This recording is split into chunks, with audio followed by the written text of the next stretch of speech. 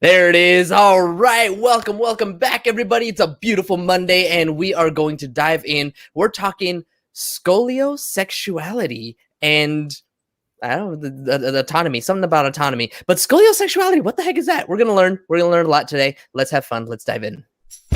Practicing polyamory, real-life perspectives from the imperfect people of polyamory.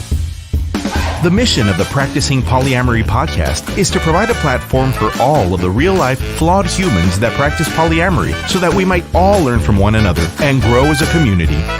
Enjoy the show. Rewriting autonomy. That's what I was supposed to say. All right, everybody, let's dive right in. Welcome. And before we do dive in, I want to quickly remind everybody that we do 3 shows every week, Monday, Tuesday, Wednesday. We're open for questions. So if you have any questions about your relationships, or if there's a topic you'd like to hear discussed on the show, slide into my DMs and let me know. Follow us on all social medias, especially on Facebook and Instagram. That's where I'm most active, but everywhere at Practicing Polya, and send me a message. Don't forget to enable notifications on YouTube and Facebook, and join us for the live recording where you can get your questions answered live on the spot. And as always, I want to remind you, if you're listening to this podcast, you are a welcome guest to be on the show. We are here to share our imperfect stories, and I want to get as many voices as possible to speak here, because I know that the more stories we hear, the more others will see us in themselves, and the more representation we have, the more we can strengthen our community. So go to practicingpolyamory.com and sign up today. All right, that is my spiel. Best part of the show, introducing our awesome guest. Our guest today is on a mission to help others find internal and external peace, and they do so by teaching their clients how to live and love authentically. Our guest is passionate about their work as a mental health provider and works hard to ensure a safe space for individuals, couples, poly units, and families so that you can find your innate potential and achieve your dreams. With their 19 years of experience in BDSM, 12 years of experience in polyamory, and 9 years of gender exploration, our guest is uniquely positioned to advise folks struggling and navigating all of those things, as well as the anxiety, depression, and identity crises that often accompany changes in lifestyles, love styles, and other transitions. In addition to their work as a therapist, our guest runs their local polyam group, Atlanta Polyamory, and hosts educational discussions, support groups, and polysocializing. I'm excited to dive in and learn from this awesome guest today. So let me just shut up and say, joining us today from Love Positive Counseling out of Atlanta, Georgia, welcome to the show, Anna Baxter.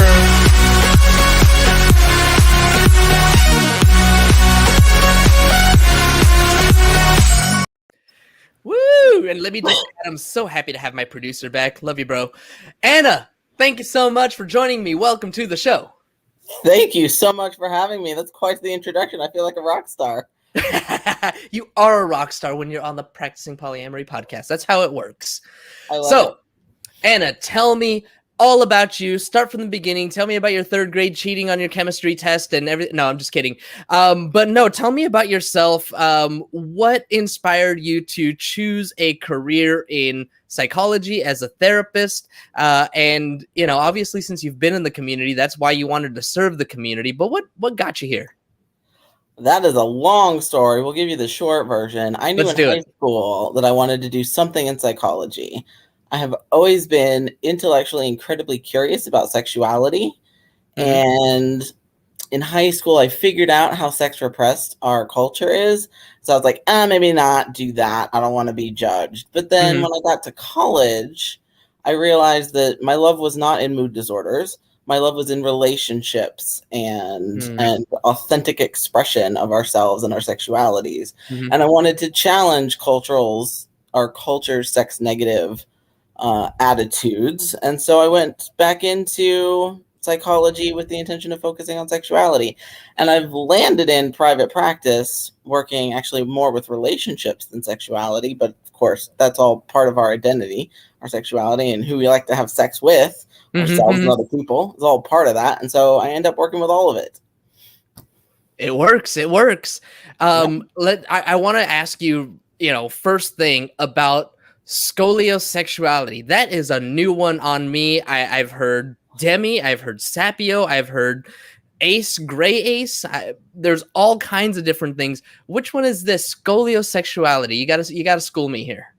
So this is an interesting one. I thought I was like really well educated in sexualities and all the different sexual orientations that possibly exist. And a couple of years into being a therapist, I learned this word and was like, oh my gosh, that's me. There's a word to explain my attraction and to describe my particular brand of attraction. So it was fairly new to me just a few years ago. Basically what it means is I am a person that is attracted to somebody who encompasses a wide variety of gender expression and gender identity. So I tend to be attracted to a mixture of masculine and feminine. That means in functionality, I tend to hang out with transgender people a lot. I tend to be attracted to transgender people. Before I knew the word scoliosexual, I used to joke with friends that I was a cockasexual. If you had one or were wearing to wear one, I'd probably find you hot. So that's really like, it's just that mixture of masculine and feminine. Got it. I think he's wonderful. Exactly. So kind of somebody that walks that line, and androgynous, or as you said, actually transgender, anything that isn't cis one way or the other. That's kind of where you land. Yep. All right, right in that middle portion. Cool. So you learned about this term a couple of years ago. Has it changed your life? Did it really like impact the way that you view relationships, or the way that you approach relationships? I don't think so. The way I've always conducted relationships is about the same. It just gave me some language to better explain who I am and who I'm looking for when I'm trying to date. The kinds of partners I choose is still the same. So for yourself, it hasn't really changed. How has it impacted the way that you are able to express that idea maybe to your clients? Oh, incredibly. The number of people that I've been able to gift this word to has been extensive. I mean, between my work with Atlanta Polyamory and with all of my clients, I'm often going over the list of words that are available to describe ourselves and how we show up in relationships and how we conduct our relationships. And having that, I'm forgetting the word, a collection of words and the definitions, having that available to vocabulary? Vocabulary, the one at the end of the book. Anywho, having a collection of words. And, no, I don't know. Anyway. I'm like, glossary? Like, yes. Yes. Score. Yes. I got it. Having a glossary with a wide variety of descriptions and their generally accepted definitions can really help my clients find that resonance and that validation with their own experiences, and to be able to more accurately negotiate their relationships, whether they're one night or whether they're for the rest of time and everything in between. So what is it about having that glossary, about having the words to describe these things? What is it that gives the power to those words? In other words, or better said, when I am able to identify that I am scoliosexual, or whatever word that is going to apply to me, what is the power in finding that? I think there's the possibility. It's not always a guarantee, but I think there's a possibility in validation of them as a whole person and an acceptable person. A lot of times people in LGBTQGE, whichever acronym you want to use, they feel like they're not acceptable, like the way they are and who they love, who they sex with, somehow makes them lesser than in some way, and not deserving of love and compassion. as much as other people, and having words in a glossary that is rather universally accepted as like, yes, people exist in these ways, gives them a chance. It's not guaranteed every time, but often if somebody sees that word and sees representation of themselves, then they have the opportunity to validate themselves and understand that they are okay the way that they are. So you're telling me there's a chance? There is a chance to be accepted, to recognize that, you know, my identity, the way that I identify, there are others like me. And I think, you know, that's huge. And it's not always something that you can just Google, right? It's definitely something that talking to someone like you and you bringing that glossary out and saying, these are all the list of words and this is what they all mean. Which one applies to you? Okay, cool. We found it. Now we can find you a community. Does that sound about right? Yeah.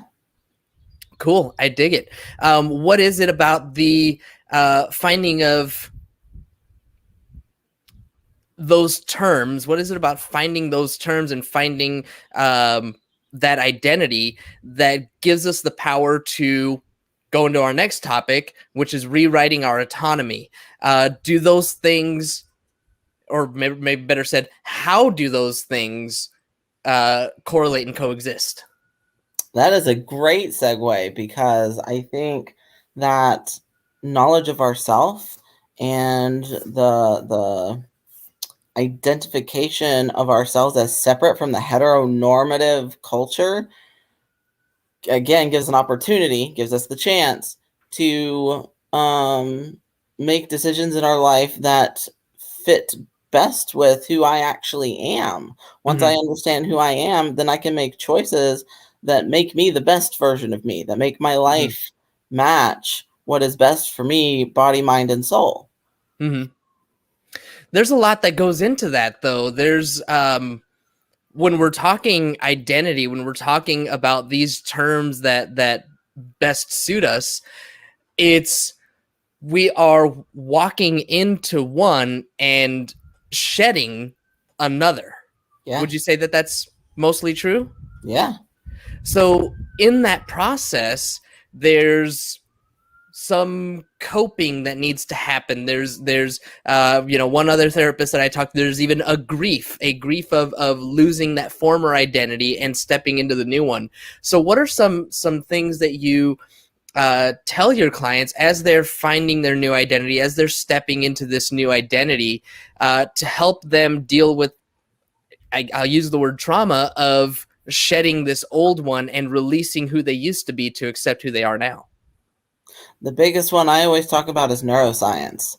So we know from neuroscience and neurological imaging that we have the potential to actually change the neurons in our brain. So through our life, we have learned to think and feel emotions in a certain way in response to stimulus, right? And for a lot of us, that looks like norms in hetero-monogamous relationships. And we're taught to feel some kind of way, usually scared of some kind, fearful, avoidant of anything outside of that norm. And so even if we're getting that inkling of something other than hetero-monogamous is probably going to be better for me, our neurons are still trained to respond in a certain way that might be really uncomfortable. So as we're stepping into a more authentic life and a more authentic expression of ourselves, we may feel really uncomfortable about that and wonder, is this actually right for me? Is this not right for me? And with time, practice, intention, we can train our neurons to fire in a different way. Got it. I wasn't aware that was something a person could do. It's always one of my favorites. Yeah. So it sounds like our bodies, our brains, our neural pathways have been trained a certain way.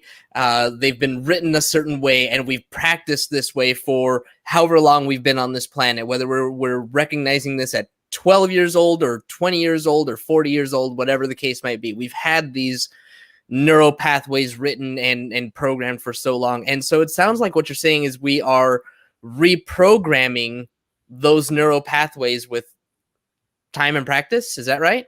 Yeah, basically.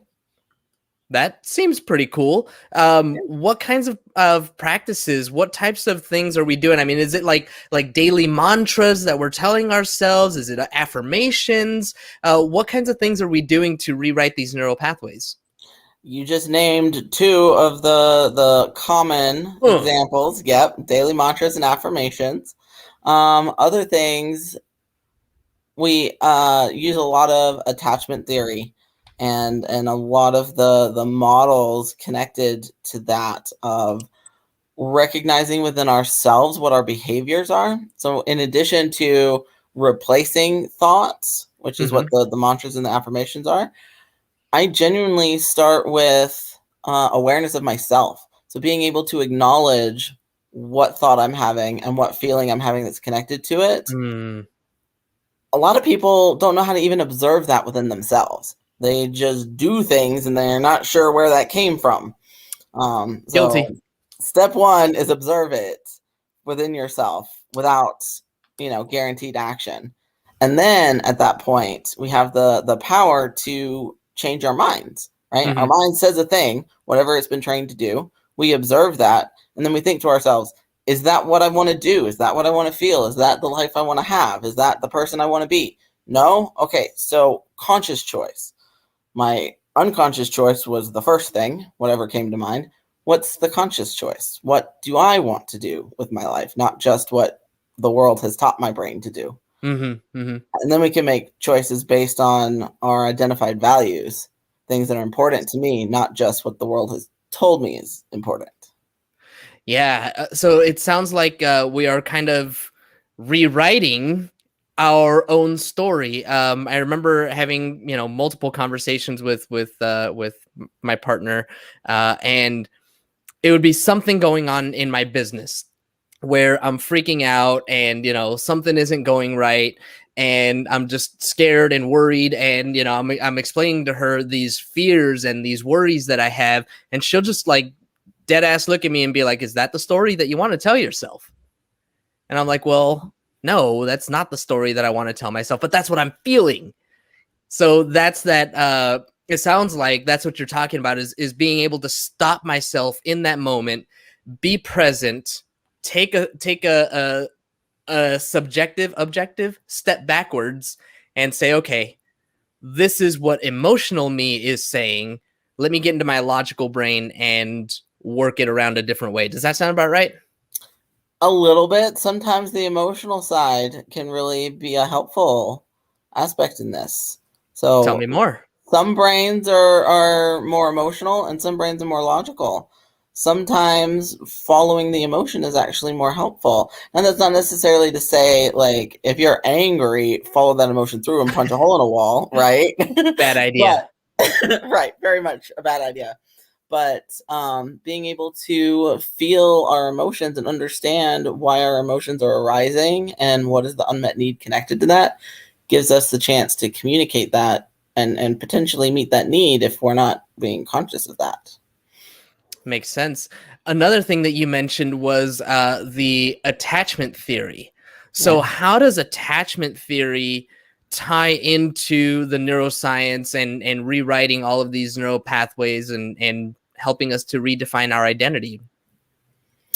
Well, attachment theory, the basis of it is that our caretaker relationships, when we are the youngest and our brains are developing, teach us what to expect about other people and ourselves. So if our caretakers are really disconnected emotionally, they don't react to our cries for our needs. If we're hungry, if we're thirsty, if we're sleepy, if we're hot, if we're cold, all we know how to do is cry. If our caretakers don't engage and try to figure out what our needs are, in those young ages, then that trains our brain to react in certain ways. If protest doesn't work, then we'll just go quiet. And those behaviors become emotional and behavioral patterns as adults in our adult relationships. And it starts from that early, from whether or not basically we're held as a child. I mean, I almost simplifying it. Like, I'm definitely oversimplifying it. Yes. But so that's where the attachment theory comes from. But in what we're talking about, in rewriting autonomy, in redefining our identity, how does the attachment theory, what are we letting go of, or what are we detaching from to step into whatever our new identity, or rewrite our neural pathways? Well, it's part of the awareness, right? The attachment theory informs our understanding of how we came to be who we are today, and the development of those neural pathways. And then it, depending on who we are today, which attachment patterns we have, we get to decide which ones do we want to keep, which ones are helpful, which ones are adaptive, and which ones are potentially maladaptive in the life that we want to have. And then we can use the tools to change those neural pathways to learn how to be, to learn how to attach more securely if we've got an insecure attachment. Got it. Sounds like we're really getting to the root and just kind of digging it up from there, starting from a very, very foundational place and working our way up. Yep. Cool. So tell me about how the importance here of finding these different things, the sexuality or the autonomy specifically. Let's talk about autonomy and how the autonomy ties into polyamory from where you stand. I mean, that's kind of a pretty large subject there. So I guess I'll just ask you, what does autonomy mean to you in your polyamorous journey? So on the greater scale of beyond my personal, I find that there's more autonomy in relationships, in non-monogamous relationships. In monogamy, we're often taught, like, I control your decisions, you control my decisions to some degree. In polyamory, a lot of people come to find out that it's not really that healthy to control somebody else's decisions. We make our own decisions to take care of ourselves and our people in our world. But controlling other people's decisions and actions is not as welcome in ethically non-monogamous relationships. For me, autonomy has become incredibly important as I came a few years ago. I came to understand myself as solo polyamorous, and having autonomy and a rather distinct identity separate from my partners, both like in my life but in my communities, became really important to me. I wanted to be able to make decisions about my life without rather extensively having to consider the impact on my partners. Right. I didn't want them to have a lot of input in my life. I didn't want to have a lot of input in their life. I wanted a lot of separation. That's not necessarily true anymore. I've moved away from that in my life, but that autonomy is still really important to me. Just as a human, I hope and wish for more people to understand the importance of autonomy in relationships in our lives. If we don't feel like we have a lot of autonomy, then we can feel kind of stuck or powerless or resentful in relationships, and that can really show up in sneaky ways, like a lot of conflict and emotional manipulation and stuff like that. I totally agree with all of that. And, autonomy is somewhat new, I guess. Well, I think sort the of. word, people using the word is fairly new. Yeah. People using the word is fairly new? What do you mean? I don't think it's a word that people commonly discuss in their lives as a strong value or a need in their relationships. I think even amongst my clients and the community around me, I don't see people asking for autonomy. That's not a word that they put in their therapeutic goals. It's not a common one. People are, more worried about, how do I feel better? How do I have a healthy relationship? Don't have a sense of, I need autonomy. I don't think it means what you think it means. And how does autonomy tie into that therapy practice? Because it sounds to me like you're saying that people are kind of lacking that desire for autonomy, or they just don't have the language. They haven't thought about it. Is it something that they are missing? Is it something that you encourage them to find? How does it change the way that they approach relationships? My personal theory is that it comes from those early lessons around hetero-monogamous normativity, that we're taught to devalue autonomy, that we're taught to care about other people to the point of not taking care of ourselves and not meeting our own needs in order to take care of other people's instead. And as a result, we compromise our own autonomy, and we expect other people to compromise their autonomy to take care of us and to be in relationship with us. And so people come into my office, come into our community with, codependent patterns. Right. And bringing them to that stronger sense of identity and giving them the opportunity to understand themselves and speak up for themselves gives them the opportunity to decide whether, a lot of autonomy is really important to them or not. Some people, it's not important to them at all. They much more prefer connection and will, make the choices to care about other people ahead of themselves. That doesn't necessarily mean it's bad.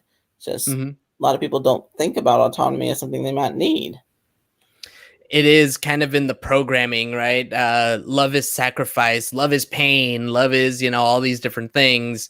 But like we kind of lose that sense of loving ourselves. Does that sound? Yeah. Good stuff. Anna, this has been a really fun conversation. I want to ask you, is there anything that I missed? Is there anything that you wish that I would have asked you, or just some final thoughts maybe that you'd like to leave for the audience? No, I think it went in a beautiful direction. I wasn't sure quite what to expect, and I'm glad we wandered there, because that's really the heart of my work. That's the passion for me, is autonomy and authentic expression in people's lives and selves and relationships. So I'm so glad to share it with you and your audience. Cool. And speaking of your work, can you tell people how to get in touch with you if they want to work with you? Yes. So best place is our website, www.lovepositivecounseling.com. I'm not currently taking new clients at the moment. I'm full, which is always good news, but I have 3 therapists who are under my supervision, who all are, and we're all kink, poly, and trans knowledgeable. So if people need counseling, we've got somebody for them.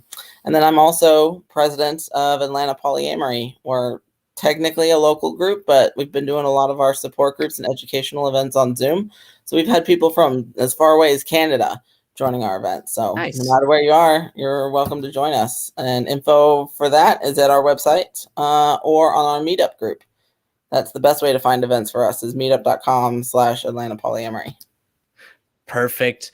All right. Well, Anna, again, I want to thank you so much for hanging out with me today, for spending some time, for giving us some of your insight and helping us learn about this glossary and how important it is to our identity and our autonomy. Thanks so much. Thank you. And thank you, as always, to our live audience for tuning in today. As a reminder, when we're live, you get no commercial interruptions, but the same can't be said for those podcast downloads. So if you want to avoid the commercial interruptions, be sure to catch us live Monday through Wednesday, 2:30 Pacific time, or sign up for our Patreon, where you'll get access to our commercial-free RSS feed and support the show. Don't forget to subscribe on YouTube, wherever it is that you download your podcast. And if you haven't already, please leave us a review. We'll really appreciate it. That is all we've got for you today. Thanks again to our awesome guest, and for everybody else, as always, Have a nice day!